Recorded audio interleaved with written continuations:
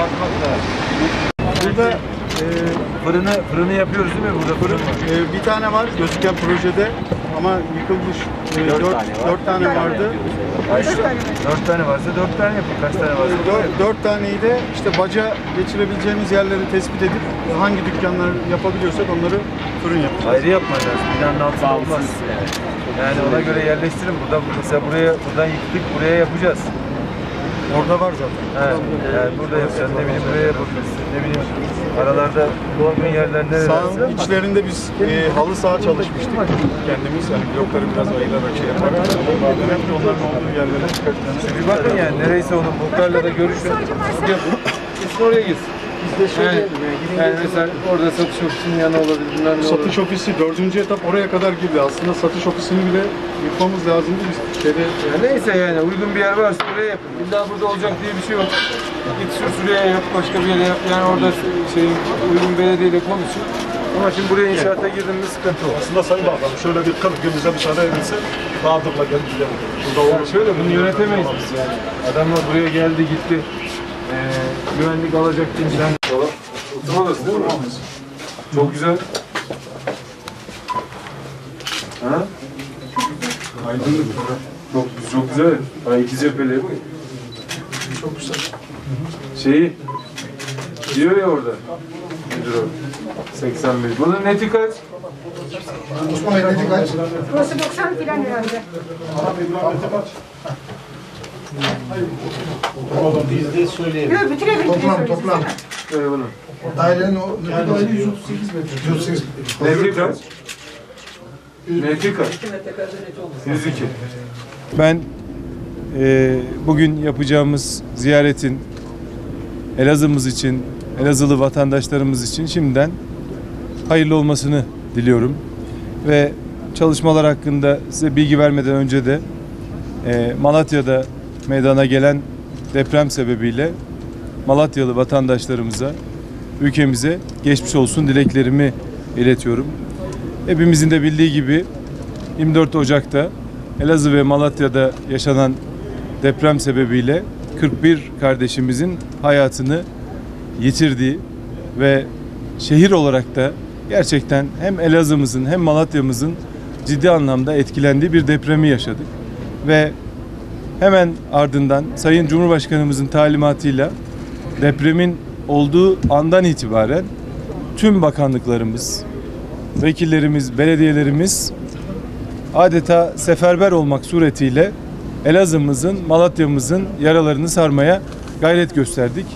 Ve tüm bakanlıklarımızla sahada yapılması gereken fiili çalışmaları bir bir yapmaya gayret gösterdik. Ve bir ay sürecinde de bizzat biz de bakanlar olarak burada kalmak suretiyle çalışmaları yerinde takip ettik. Bir taraftan arama kurtarma çalışmalarını, diğer taraftan da yeni yapılacak işlere ilişkin çalışmalarımızı süratli bir şekilde yapmaya gayret gösterdik. Bu anlamda tüm Elazığ genelinde yaklaşık 18.500 bağımsız bölümden oluşan ağır hasarlı, yıkık ve acil yıkılması gereken yapılara ilişkinde projelerimizi başlattık ki bunun yaklaşık 3000 bağımsız bölümü de köylerimizde oluşuyor. Köylerimizde tek katlı, ister vatandaşımız altında ahırını, isterse ayrı bir şekilde yanında yapmak suretiyle talebine göre de köy konutları projelerimizi başlattık. İlk temelimizi 14 Şubat'da atmıştık ve Dilek Apartmanı'nın olduğu Sürsürü mahallemizde 14 Şubat'ta attığımız projemizin inşaatını tamamladık. İnşallah birazdan Sürsürü mahallemize de gideceğiz.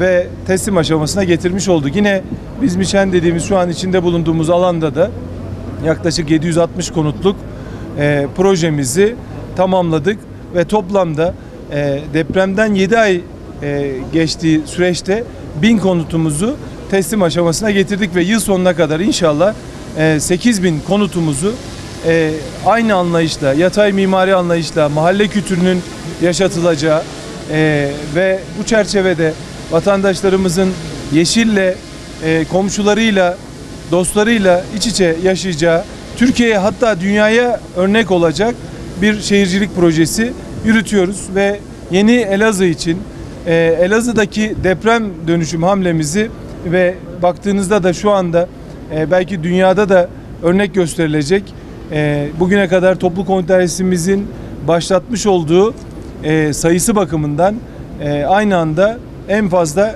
konut projesi yapma özelliği taşıyor. Bugün sizlerle birlikte gün boyunca işte Karşıyaka mahallemizde, Çatalçeşme'de, Mustafa'paşa'da, Bizmişen, Aksaray ve Sürsürü mahallelerimizde yine Değirmenönü köyünde incelemelerimizi, ziyaretlerimizi gerçekleştireceğiz. Hem biten ve inşası devam eden konutlarımızı yerinde inceleyeceğiz ve bu çerçevede yapılması gereken adımları da atacağız. Çalışmayı işte valimiz, belediye başkanımız, milletvekillerimiz, muhtarımız, vatandaşımız orada proje ile ilgili kim varsa bir koordine halinde yürüteceğiz. Elazığ çalışmaları bu kapsamda gerçekten çok önemli.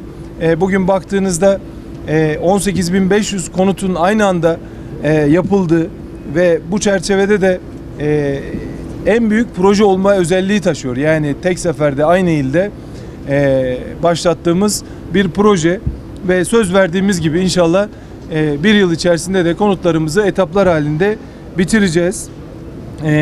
Bugün şunu söylemek gerekirse biz her depremde, her selde, her heyelanda vatandaşımızla bir beraber olmak suretiyle projelerimizi onlarla birlikte gerçekleştiriyoruz. Depremi de, sevinci de, hüznü de, acıyı da vatandaşımızla beraber yaşıyoruz.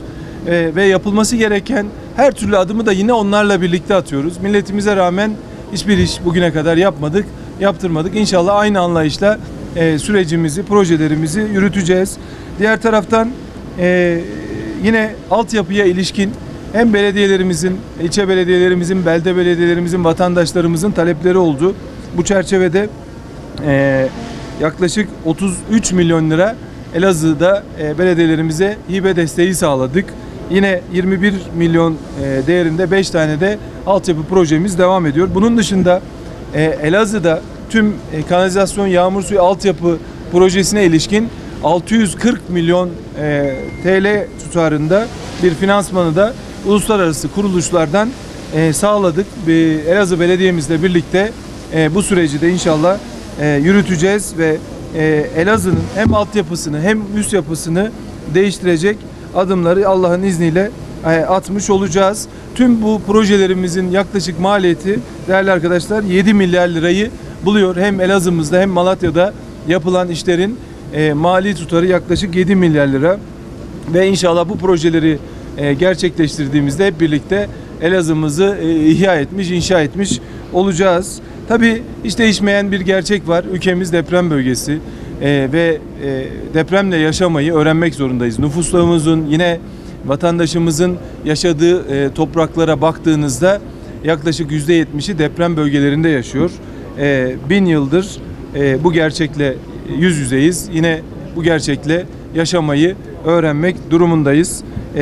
Tabii biz Türkiye'mizin her yerinde kentsel dönüşüm hedefiyle biliyorsunuz yola çıktık ve bugüne kadar 81 ilimizde gittiğinizde hemen hemen her ilimizde projemize rastlarsınız. Sadece kentsel dönüşüm projesi değil, millet bahçeleriyle, sosyal donatılarıyla vatandaşımızın yaşam kalitesini yükseltecek her türlü adımı atmaya gayret gösteriyoruz ve inşallah bu kararlılıkla da depreme hazır hale getirecek şekliyle şehirlerimiz için çalışmalarımızı afetlere karşı mücadele noktasında hep birlikte bu mücadeleyi vermeye gayret gösteriyoruz.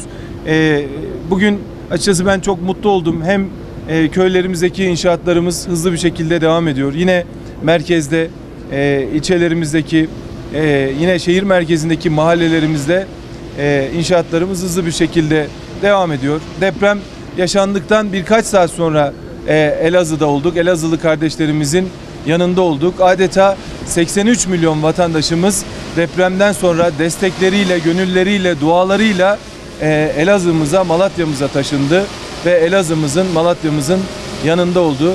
Bu süreçte hiçbir yöneticimiz, hiçbir bakanlık personelimiz kar demeden, yağmur demeden, çamur demeden çalışmalarını süratli bir şekilde yürüttü. Ağır hasarlı binaların yanındayken artçı sarsıntıları hep birlikte yaşadık. Yani Elazığ'ın gecesinde de vardık açıkçası, gündüzünde de vardık ve kaybettiğimiz canların hüznünü, kederini de yine birlikte yaşadık. İnşallah bugün ilk konutlarımızı söz verdiğimiz o bir yıldan önce bitirmenin sevincini, mutluluğunu tüm Elazığlı, Malatyalı kardeşlerimizle birlikte yaşıyoruz. İnşallah şimdiden tüm konutlarımız Elazığ'ımız, Malatya'mız için hayırlı olsun. Bu konutlarımızı yıl sonuna kadar 8.000'e getireceğiz. İnşallah Sayın Cumhurbaşkanımızın da teşrifleriyle vatandaşımıza bitirmiş olduğumuz, söz verdiğimiz konutların teslimlerini yapacağız. Ben şimdiden konutlarımız Elazığ ve Malatya'mız için hayırlı uğurlu olsun diyorum. Sayın Bakanım, ilk konutlar ne zaman teslim olacak acaba? Biten konutlar var, Dilek sitesi. Dilek Petek sitesinin olduğu alandaki konutlarımız, orada da 15 vatandaşımızın hayatını yitirdiğimiz alan. Oradaki konutlarımız bitti. Yetki kabullerini yaptık. Artık iskan aşamasına getirdik. İnşallah önümüzdeki hafta itibariyle de konutların teslimlerini, orada hak sahibi vatandaşlarımız da hemen hemen belli. Vatandaşlarımıza teslimlerini yapacağız. Akabinde de yine İçişleri Bakanlığımız ortak bir çalışma yürütüyoruz. O çerçevede belirlenecek hak sahiplerine göre de yine hem Çatalçeşme'de hem Zafran'da hem Bizmişen'de biten konutları vatandaşlarımıza etaplar halinde teslim edeceğiz. Sayın Bakanım, bir de bize vatandaştan en çok gelen soru şu: binalar ne kadar bize mal olacak, ne kadar ödeyeceğiz? Bir de çok pahalı olduğu söyleniyor. İhaleler çok pahalı gittiğini söylüyor. Özellikle muhalefette bu konuda açıklamalar yapıyor. Vatandaşların kafası biraz karışık. Şu anda kamuoyunda gelen çok soru Sayın Bakanım. Evet. Değerli arkadaşlar, biz şu an itibariyle Türkiye'de hem 100.000 sosyal konut hem 50.000 sosyal konut hem kentsel dönüşüm hem de afetlerden dolayı, sel ve deprem afetlerinden dolayı yapılacak konut, sosyal donatı, okul inşaatlarını yürütüyoruz ve bu çerçevede yaptığımız her işi hem Elazığ'da hem Malatya hem de Türkiye'nin her ilinde şeffaf, açık bir şekilde yapıyoruz. Rekabete açık tutuyoruz. Burada bütün ihalelerimiz rekabet çerçevesinde gerçekleştirilmektedir ve bu çerçevede bu işi yapabilecek kapasitedeki firmaların eşit şartlarda yarıştığı bir süreçte bu projeleri yürütüyoruz. Tabii biz deprem konutları, sel afetleriyle alakalı Sayın Cumhurbaşkanımızın talimatlarıyla inşallah zatenlerin olurlarına da sunacağız. Yapılacak indirimleri çerçevesinde altyapı katılım bedelinin, altyapı projelerine ilişkin maliyetlerin yansıtılmadığı, yine üst yapıda vatandaşımızın uygun şartlarda ödeyebileceği şekliyle indirim yapıp vatandaşımıza bu şartlarda inşallah konutları teslim edeceğiz. Hem AFAD'dan hak sahibi olanlar hem kentsel dönüşüm projelerinden hak sahibi olan vatandaşlarımıza bu kolaylığı sağlıyor olacağız. Sayın Bakanım, vatandaşın ne kadar ödeyeceği belli mi Sayın Bakanım? Şimdi tabii inşaatlarımızın ihaleleri yeni tamamlandı. İnşallah önümüzdeki hafta bu çalışmayı neticelendirmiş olacağız. Bu çalışma çerçevesinde yapılacak indirimler dahil indirimleri de maliyetlerden düştükten sonra şunu net söyleyebilirim ki yani biz tüm Türkiye'de 1 milyonuncu rakama ulaşıyoruz sosyal konut olarak ve sosyal konut hamlemize baktığınızda alt gelir grubu vatandaşımızın ödeyebileceği kiradan bile düşük şartlarda ev sahibi olmalarının imkanını getiriyoruz. Elazığ'da, Malatya'da da konutlarımız vatandaşımızın ödeyeceği şartlarda olacaktır. Vatandaşımız bu konuda müsterih olsunlar. Yapılması gereken her türlü desteği bugüne kadar yaptık. İnşallah bundan sonraki süreçte de yapıyor olacağız. Biz devletimiz, Sayın Cumhurbaşkanımızın liderliğinde milletvekillerimizle, bakanlarımızla ülkemizin neresinde bir afet olsa, bir sel afeti olsa, bir deprem afeti olsa 83 milyon vatandaşımız bir beraber olduk. Dün Elazığ Malatya'da olduk, bugün Giresun'da olduk. Yarın inşallah Allah göstermez olacak her türlü felakette biz bir beraber olmayı bilen bir milletiz. Böyle bu ülke oluyor. Böyle bayrağınıza sahip çıkabiliyorsunuz. Böyle ezanınıza sahip çıkabiliyorsunuz. İnşallah o birlik beraberliğimiz sürdüğü sürece de biz hem bölgemizde hem de dünyada güçlü ülke olmaya devam edeceğiz. Sayın Bakanım, şimdi özellikle köylerde yapılan evler var. Bu evlerin küçük olduğundan dolayı da köylü vatandaşlar bayağı bir sıkıntılı. Bunlarla ilgili geçenlerde Sayın Vekilimizin de bir açıklaması oldu. İsteyen olursa metrekareyi yükseltebiliriz dedi.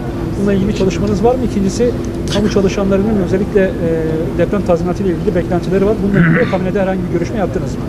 Değerli arkadaşlar, biz Değirmendere köyümüzde, Değirmenönü köyümüzde köy konutlarını gittik, inceledik. Muhtarımızla, oradaki hak sahibi vatandaşlarımızla altını betonarme yapıyoruz, üstü çelik konstrüksiyon. Ahırını vatandaşımız isterse yanında, istemezse altında, talebine göre projemizi şekillendirebiliyoruz. Konutlarımız depreme karşı dayanıklı. İnşallah Allah göstermesin, 7-8 şiddetindeki depreme dahi dayanıklı, ısı yalıtımlı, gerçekten son derece modern konutlar ve burada yerleşim yerlerine baktığımızda da çok rahat 3 çocuklu bir ailemizin yaşayabileceği standartlarda evler yapıyoruz. Bu çerçevede gelen talep doğrultusunda bu projeleri gerçekleştiriyoruz ve hem vatandaşımız hem muhtarımız orada projeden memnunluğunu dile getirdiler. İnşallah bu çerçevede de projelerimizi yürütüyor olacağız. Sayın Bakanım, hak sahipliği süreci şu anda hangi aşamada? Vatandaşlar bir an önce sonuçların açıklanmasını bekliyorlar. İkincisi, Giresun sel felaketi sonrası esnaflara verilen 50 bin liralık bir hibe kredi söz konusuydu. Burada Elazığlı vatandaşlar, esnaflar da bundan biraz rahatsızlık duydular. Elazığ'a neden geri dönüşümlü bir kredi, Giresun'a neden hibe verildi şeklinde. Bu konudaki düşünceniz nedir? Değerli arkadaşlar, yani konuşmamda da ifade ettim. Ülkemizin neresinde bir afet olayı olsa 83 milyon vatandaşımız bir beraber olmuştur. Bu noktada Elazığlı kardeşlerimiz, ben bir ay burada kaldım. Bir ay onlarla sevincini, hüznünü, kederini birlikte yaşadım. Ve şunu da çok net gördüm ki çok vakur, milletini, vatanını, bayrağını seven bir Elazığlı kardeşimiz vardı. O gün için deprem, sel felaketi Elazığ'da, Malatya'da oldu. Tüm Türkiye buraya koştu. Bugün Giresun'da oldu. Yine tüm Türkiye'miz, tüm vatandaşımız Giresun'a koştu ki oraya gelen hem Elazığ Belediye'miz, hem valiliğimiz, hem vatandaşımız da Giresun'a yardıma koştu. Şimdi depremin, afatın kıyası olmaz. Bu noktada bu kıyası vatandaşımızın da yaptığını ben açıkçası düşünmüyorum. Düşünmek de istemiyorum. Elazığ'da da vatandaşımızın zarar gören mallarına ilişkin gerekli eşya yardımı, kira yardımı hibe olarak verilmiştir. Aynı şekilde Giresun'da da zarar gören vatandaşımıza ilişkin eşyasına ilişkin bir zarar ve bu zarara ilişkin de hibe aynı şekilde orada da verilmiştir. Yani bizim illerimizin birbirinden farkı, vatandaşımızın birbirinden farkı, yani biz dili, dini, ırkı ayırt etmeksizin 83 milyon vatandaşımıza eşit şartlarda hizmet götürmeyi şiar edindik. Bu anlayışla çalışıyoruz. Sayın Cumhurbaşkanımızın da talimatları bu yöndedir. Elazığ'ımız için de ne ihtiyaç varsa yapılması talimatı verilmiştir.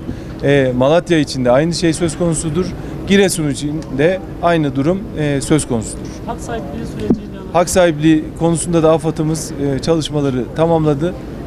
İnşallah bu ay sonu itibariyle de yapılacak çalışma neticelendirecek ve vatandaşımız bu konuda bilgilendirilecek. Peki, çok teşekkür ediyoruz. Sağ olun.